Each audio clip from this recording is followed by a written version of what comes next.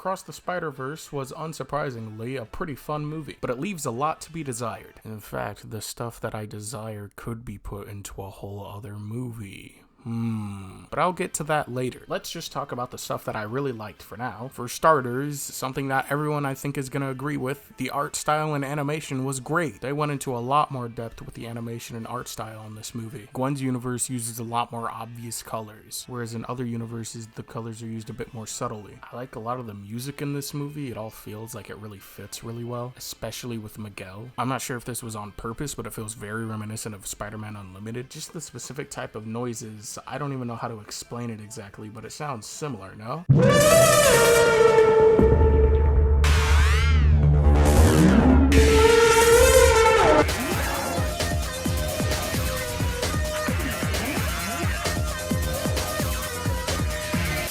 You can hear that like that high-pitched noise it makes. They both do it, but Gwen's theme is also really cool, and they have a lot of good music going on throughout the movie. I also like a lot of the character stuff that was going on within the plot. The reintroduction to Gwen and Miles is really cool, and we learn a lot of new stuff about them. I like seeing Miles be more Spider-Man-y. He's making more jokes, and he's pretty good at fighting people and everything. I wish we could have gotten to see a bit more of Peter in this movie. I understand that he didn't have as much going on as Gwen and Miles, but it would have been nice since he was such a big part of the first movie. But him having a daughter and everything, and Miles being a big contribution to that, was a really cool idea, and I liked that part of him. There's also a lot of cool new guys. Paviter's fun and cool, and I like that he's kind of just Spider-Man before he's went through all the fuck shit. He talks about the ease of being Spider-Man. Hobie, aka Spider-Punk, was also a cool addition. I like that he actually had a purpose with helping Miles to figure out more stuff with his Venom shock powers. He also helps out with Gwen at something at the end that seems a little silly, but I'll get to that again later. And yeah, that was a lot of the stuff that I thought was really cool and really liked, and it takes up a good chunk of the movie. But there's also some stuff that kind of bugged me.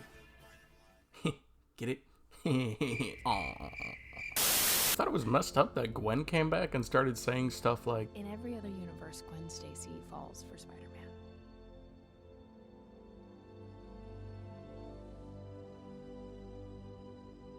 And in every other universe, it doesn't end well.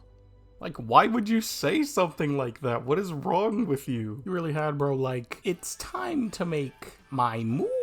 What kind of asshole says that to someone that they know is into him? You know what? Fuck all y'all! Also, I usually like the animation and everything in the movie, but sometimes certain parts felt weird how characters move. There's a scene where Gwen's putting away like her clothes and stuff and her dad's talking to her, and maybe it's just me, I might just be weird, but the movement looks off to me. I also thought it was weird that Hobie was able to build his own watch that lets him travel dimensions. Like, Peter Parker's a scientist, so I could guess that other Spider-Men in other universes are also really smart, but so smart that you could just like figure out how to make a trans-dimensional watch. That seems, I don't know about that one, buddy, but I'm gonna let it slide for now. The movie also ends on a big cliffhanger, which ends up making it feel like there was a lot of unresolved stuff. Gwen's plot with her dad and everything was kind of wrapped up, so I see what they were going for because the movie starts with her and it ends with her. This still is a movie about Spider-Man though. It's about Miles. I wanted to see the resolution to his story. Well, despite Across the Spider-Verse's flaws, it's still a pretty good movie in my opinion. I'd give it a solid 7 out of 10 even. What was that other multiverse movie again?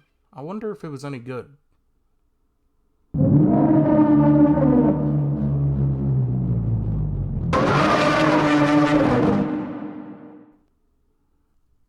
4 out of 10.